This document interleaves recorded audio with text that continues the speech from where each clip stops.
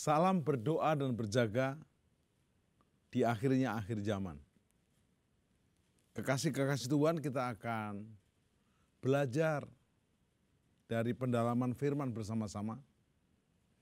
Dan tema kita saat ini adalah kasih di tengah badai. Saya ulangi, kasih di tengah badai. Bukan badai di tengah kasih, bukan. Kasih di tengah badai. Kisah kasih tentang Nabi Yunus. Nats kita akan ambil dari kitab Yunus 4 ayat 11. Ini perkataan Tuhan Allah kepada Yunus tentang kota Niniwe. Bagaimana tidak aku akan sayang kepada Niniwe, kota yang besar, yang berpenduduk lebih dari 120.000 orang, yang semuanya tidak tahu membedakan tangan kanan dan tangan kiri, dengan ternaknya yang banyak. Pujian yang dahulu sekali pernah juga menyentuh saya, bagaimana tidak Tuhan kan sayang pada Indonesia seperti Niniwe yang besar. Jutaan jiwa di negeri ini yang menantikan keselamatan daripadamu. Nah, ternyata ini perkataan yang sama Tuhan berikan bukan hanya kepada Niniwe, bisa kepada Indonesia, bisa kepada Papua New Guinea, teman-teman bangsa Afrika, Amerika Latin, Amerika Selatan, semua bangsa. Karena Yesus cinta semua bangsa. Dan hari-hari ini badai pandemi sedang melanda ke seantero dunia. Tapi tema kasih tengah badai ini akan menginspirasi kita untuk kita tetap di saat badai bergelora, ku akan terbang bersamamu. Kita naikkan pujian, lingkupiku dengan sayapmu. Lingkupiku dengan sayapmu, naungiku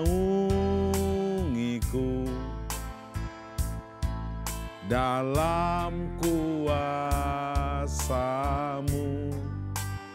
Di saat badai bergelora, ku akan terbang bersama-Mu. Bapa, Kau Raja atas semesta, ku tenang sebab Kau Allahku. Masih ingatkah saat pertama saudara dipulihkan oleh Tuhan? Bagaimana saat kita menyadari bahwa Tuhan punya rancangan yang lebih indah daripada rancangan kita sendiri. Namun kemudian kita merasa sukacita itu hilang. Perlahan demi perlahan karena kita menghadapi yang namanya cobaan hidup.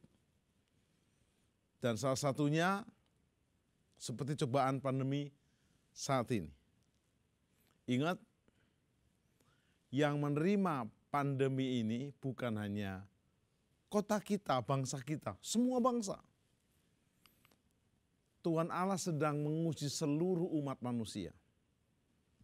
Di tengah badai pandemi yang tidak kunjung selesai, masihkah kita menikmati damai sejahtera yang Tuhan berikan? Atau sebaliknya kita malah semakin terpengaruh, kita fokus kepada badai, ombak dan gelombang, dan kita ketakutan. Sehingga Anda hidup penuh dengan kekhawatiran yang tidak perlu. Bahkan sebagian ada yang paranoid. Sebagian besar beberapa orang akhirnya meninggal bukan karena COVID, tapi karena paranoid, ketakutan. Karena ketakutan maka imunnya lemah, imannya habis, akhirnya habis-habisan. Kekasih-kekasih Tuhan, ingat, saudara tidak sendirian. Tetapi apakah itu akan menjadi kita semakin kuat atau lemah? Alkitab berkata Tuhan tidak pernah meninggalkan umat pilihannya. Salah satu bukti bahwa Allah tidak pernah meninggalkan orang pilihannya adalah contoh di kitab Yunus ini. Kita lihat Yunus 1 ayat 1. Kita baca bersama-sama. Datanglah firman Tuhan kepada Yunus bin Amitai demikian. Perhatikan baik-baik, Yunus artinya merpati. Yang namanya burung merpati pasti nurutlah sama tuannya. Tapi kali ini merpatinya berbeda. Ini merpati setengah burung hantu kali. Karena responnya berbeda. Ayat yang kedua, bangunlah Yunus, pergilah ke Niniwe, kota yang besar. Berserulah terhadap mereka karena kejahatannya telah sampai kepadaku. Harusnya kan Yunus berkata, ya Tuhan ini aku siap pergi. Seperti Musa menjawab panggilan Tuhan. Seperti Yosua menjawab panggilan Tuhan. Namun Yunus memberi respon yang berbeda. Kitab Yunus 1 ayat yang ketiga. Tetapi Yunus bersiap untuk melarikan diri ke Tarsis. Jauh dari hadapan Tuhan. Ia pergi ke Yafo dan mendapatkan di sana sebuah kapal yang akan berlayar ke Tarsis. Ia membayar biaya perjalanannya, lalu naik kapal itu untuk berlayar bersama-sama dengan mereka. Bukan ke Niniwe, ke Tarsis. Jauh dari hadapan rencana Tuhan. Kita kalau ke Israel biasanya diajak mampir ke bekas reruntuhan kota Yafo ini. Jadi kisah Yunus bukan fiksi, bukan dongeng. Ini juga ada di sejarahnya. Jadi mereka yang mengatakan kitab suci itu fiksi, jangan-jangan orangnya sendiri itu yang fiksi. Mohon maaf. Kita berumur cuma 120 tahun mencoba menilai kitab suci yang umurnya sudah ribuan tahun. Kitab suci ini ditulis oleh 40 orang dari berbagai latar belakang, isinya sama. Yunus menjadi hidup karena diulangi oleh Yesus dan berkata seperti Yunus, keren. Ada apakah Niniwe sehingga Yunus begitu menolaknya? Latar belakang apa yang membuat Yunus jadi kayak alergi dengan kata Niniwe? Padahal kata kejahatannya sudah sampai kepadaku, kata Tuhan. Pada ayat yang pertama menyatakan suatu keadaan yang sangat meresahkan hati Tuhan. Hati Tuhan yang penuh kasih begitu bergetar melihat kejahatan Niniwe yang sudah di puncak. Niniwe dalam bahasa Latinnya adalah Ninive. Artinya kota yang luar biasa agung. Adalah ibu kota Asyur yang tertua dan disebut juga kota penumpah darah. Karena mereka tidak bisa membedakan tangan kiri dan tangan kanan, baik dan jahat. Dikatakan di kitab Nahum pasal 3 ayat 1. Celakalah kota penumpah darah itu, yaitu Niniwe. Seluruhnya hanya dusta belaka, penuh dengan perampasan dan tidak henti-hentinya penerkaman. Artinya kota ini sudah pada ambang batas yang diizinkan Tuhan. Sejalan dengan masa kejayaannya, Niniwe merupakan pusat tindak pidana dan kejahatan. Kota itu digambarkan sebagai kota penumpah darah, penuh dusta, perampasan. Nahum menggambarkan kejahatan Niniwe bagai singa yang buas menerkam dan berlangsung terus-menerus. Yunus sendiri memiliki nama yang berarti merpati seperti saya sampaikan tadi. Tetapi kenyataannya karakternya tidak seperti merpati. Lebih mirip burung hantu atau burung lainnya yang liar. Yunus sangat kuat menolak panggilan Tuhan dan pergi ke Tarsis. Ada apa di Tarsis? Tidak ada sama sekali alasan untuk dia ke sana. Yunus memilih Tarsis karena Tarsis adalah ujung barat sejauh mungkin dari Niniwe. Sedangkan Niniwe ada di ujung timur. Secara harfiah Yunus memilih untuk melakukan kebalikan dari apa yang Tuhan tugaskan kepadanya. Ini namanya ngeyel atau keras kepala. Di tengah badai ada kasih. Ingat hari-hari ini? Hari-hari ini mungkin keadaan kita sama seperti Nabi Yunus yang berada di tengah kehidupan yang penuh dengan pandemi. Pandemi COVID-19 belum selesai-selesai juga. Membuat kita kadang merasakan kelumpuhan dari segi ekonomi, aktivitas, kesehatan, dan masih banyak lagi sehingga ada yang sudah PSBB secara negatif, pesimis, stres, bosan, bingung, lama-lama bisa linglung. Ingat, Tuhan tidak pernah mencobai kita melebihi kekuatan kita. Dulu waktu kerusuhan tahun 98 kita berkata, ini hanya Indonesia, kita bisa ngungsi ke negara lain. Sekarang negara lain juga ada pandemi yang sama, mau ngungsi kemana? Ke bulan, belum tentu ada PLN dan juga air di sana. Pastikan hari-hari ini Anda tidak lari sembarangan. Larilah ke kaki Tuhan. Terkadang kita merasa ingin lari saja, seperti Yunus yang menolak semua hal yang mengharuskan kita untuk bertahan. Semua emosi dan gejolak seakan ingin dilampiaskan walau tidak tahu kepada siapa. Mari kita coba dalami Yunus pasal 1 ayat 15. Sebelum saya bacakan Yunus 1 ayat 15, saya beritahukan bahwa sementara kapal itu berlayar, Yunus tidur di bagian bawah kapal itu. Semuanya oke, good. Tiba-tiba badai datang, topan menghantam. Kapal terombang-ambing. Tentu kapten kapal agak bingung, ini tiba-tiba seperti ini kenapa ya? Juga kita sedang bingung hari-hari ini, tiba-tiba ada pandemi kenapa ya? Dulu kan hanya menyerang negara satu, negara dua, sekarang semuanya. Dan waktu mereka mencoba membuang muatan kapal, tetap kapalnya oleng. Dan mereka akhirnya diberi kepekaan. Sepertinya ada yang tidak berkenan di hati Tuhan dan Tuhan ingin orang itu menyadari kesalahannya. Maka mereka membuang undi. Kedapatan Yunus, baru kapten kapal tanya, kamu siapa? Dia berkata, saya nabi Tuhan yang keras kepala. Dia disuruh ke timur tapi saya ke barat. Akhirnya Yunus sadar, silahkan saya siap untuk dilempar ke laut sebagai bayar harganya saya karena saya salah. Yunus sudah pasrah. Gara-gara saya kapal ini terombang-ambing, seluruh dunia kena badai topan, lebih baik saya. Yes. Ayat 15 mencatat Yunus pasal 1 ini, kemudian mereka mengangkat Yunus lalu mencapakkannya ke dalam laut.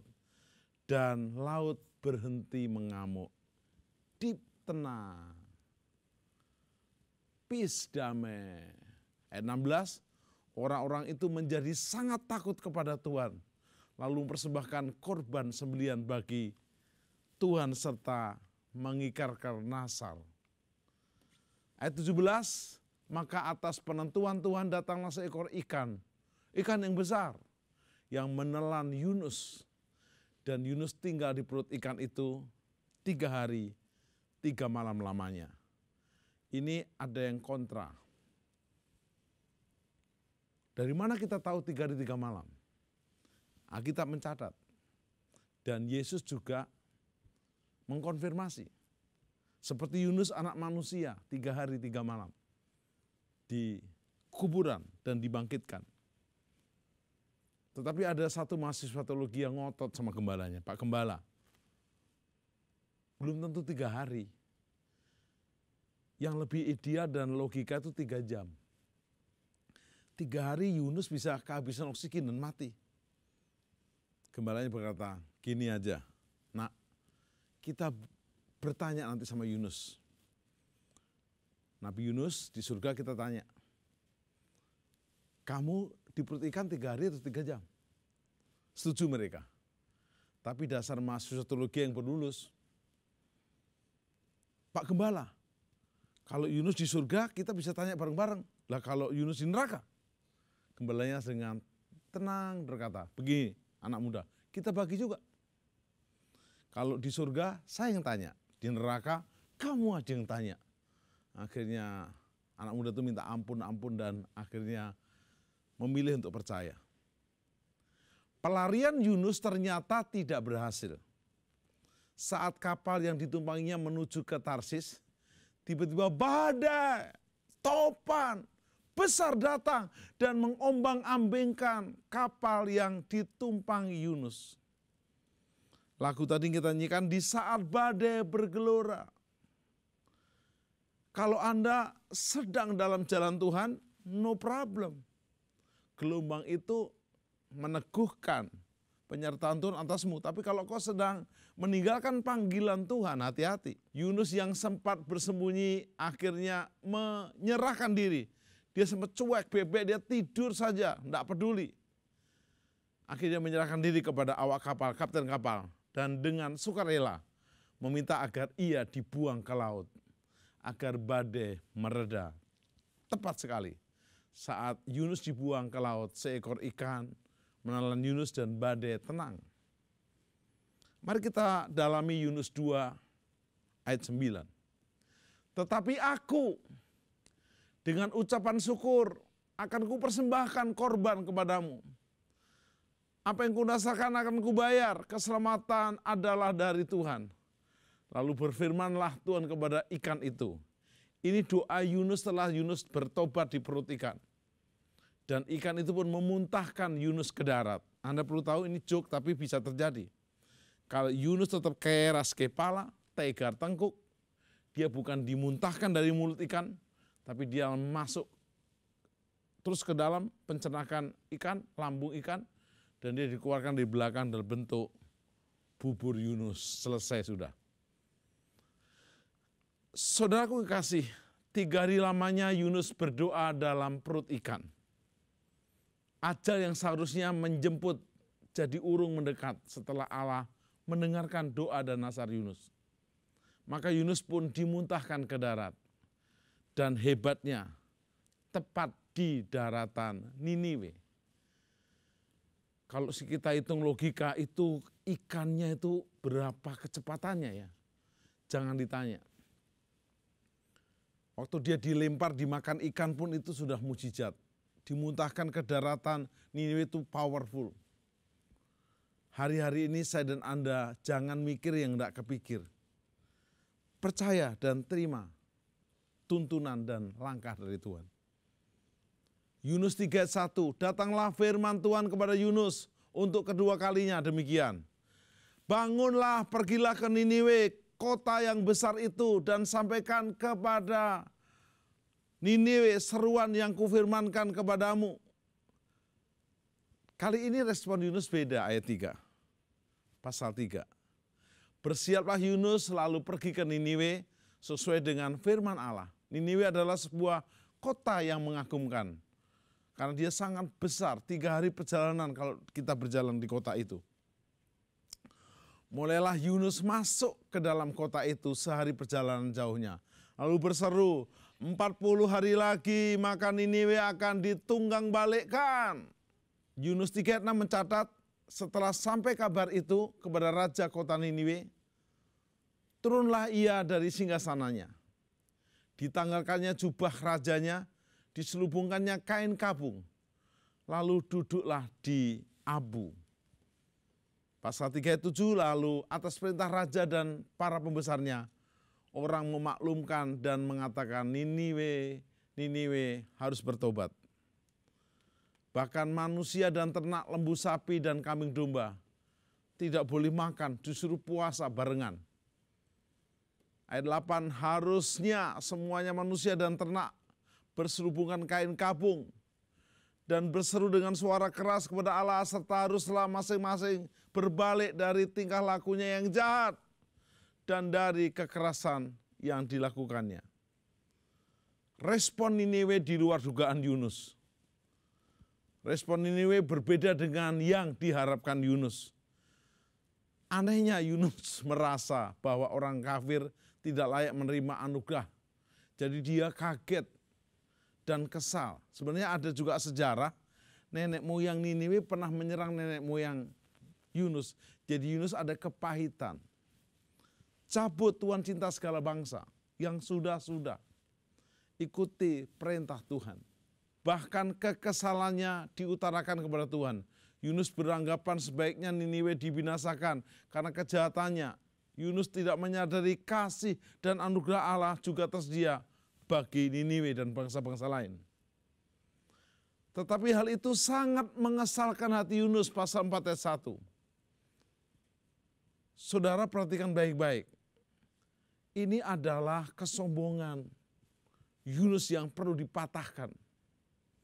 Sampai di sini Yunus masih keras kepala. Perlu dilempar ke laut lagi rasanya. Yunus berkata kepada Tuhan, sebab aku tahu bahwa Engkaulah Allah yang pengasih dan penyayang, yang panjang sabar dan berlimpah kasih setia. Ya sudah tahu kok Anda masih ngawur toh Yunus. Yunus 4 ayat 4. Tapi firman Tuhan, layakkah engkau marah Yunus? Kau siapa Yunus? Di tengah pandemi dan gelombang badai seperti ini jangan marah-marah. Tanda orang stres. Ingat bukan hanya Indonesia, bukan hanya kotamu, seluruh bangsa, seluruh negara. Ada beberapa catatan penting yang menjadi anti klimak dari apa yang diharapkan Yunus terhadap Niniwe tentunya. Yunus dan Allah seakan-akan berdiskusi, bagikan layaknya seorang sejajar dengan yang lain. Itu hebatnya Tuhan Allah kita. Yang dibicarakan tidak main-main, yaitu keselamatan sebuah kota besar. Dan di pasal 4 ini terlihat sekali, ada 3 pelajaran kasih di tengah badai dari kisah Yunus. Pelajaran pertama, Allah tidak memperhitungkan kesalahan Yunus sebelumnya. Kadang itu kalau manusia disakiti, ditolak, dibantah, menyimpan itu. Apalagi pemimpin. Kalau bisa di PHK aja. Tapi nomor 1, pelajaran kasih di tengah badai dari teladan Nabi Yunus ini. 1, Allah tidak memperhitungkan kesalahan Yunus. Jika kita mengaku dosa kita, Allah itu setia dan adil. Dia akan mengampuni dosa kita dan menyucikan segala kesalahan kita. Yunus 4 ayat 6. Lalu atas penentuan Tuhan Allah tumbuhkan sebatang pohon jarak, melampaui kepala Yunus untuk menaunginya, agar ia terhibur dari kekesalan hatinya. Yunus sangat bersukacita karena pohon jarak itu. Tetapi waktu menjadi kering seketika, Yunus marah. Tuhan bilang, layakkah engkau marah? Pelajaran kedua, Allah memberikan Yunus second chance, kesempatan kedua. Allah kita selalu memberi kesempatan kepada Daud, kepada Musa, kepada Petrus, kepada saudara, kepada saya. Itu hebatnya Tuhan Allah kita yang selalu memberi kesempatan kedua. Gunakan dengan baik. Yudas tidak mengikuti ini, tewas dia, menggantung diri. Saul tidak mengikuti ini, tewas dia membunuh dirinya sendiri. Yunus 4 ayat 9, tetapi berfirmanlah Allah kepada Yunus, layakkah engkau marah karena pohon jarak itu? Dengan ngeyelnya Yunus berkata, selayaknya aku marah sampai mati. Aduh Yunus.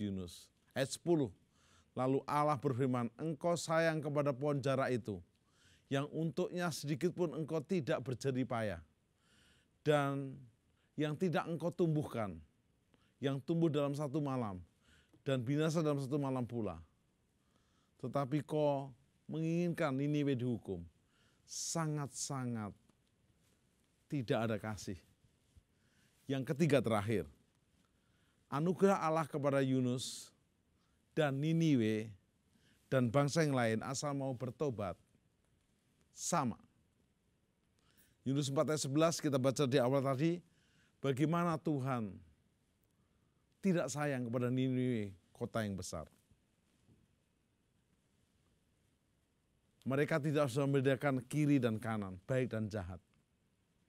Pastikan hari ini saya dan saudara meneladani kesempatan keduanya Yunus dan juga berespon yang benar seperti 2 Tawarik 7:14 berkata, dan umatku yang atasnya namaku disebut merendahkan diri, berbalik dari jalannya yang jahat, mencari wajah Tuhan, bertobat. Tuhan pasti mendengar dari surga, mengampuni dosa-dosa mereka, dan memulihkan negeri mereka. Inilah rinduku kepadamu,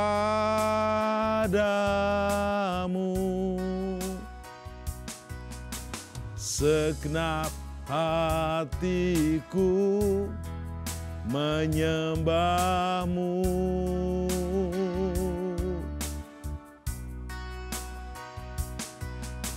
Seluruh hidupku memujimu,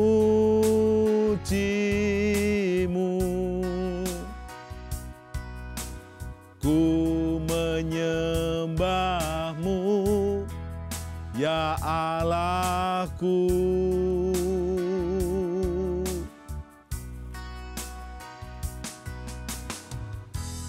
Ku berikan hatiku dan jiwaku, semuanya bagimu di dalam hidupku, di setiap waktu. Nyatakan jalanmu. Biarlah kami belajar kasih tengah badai itu bukan yang terjadi atas Yunus, atas Niniwe, juga atas kami. Dalam Yesus Kristus yang adalah jalan, kebenaran, dan hidup.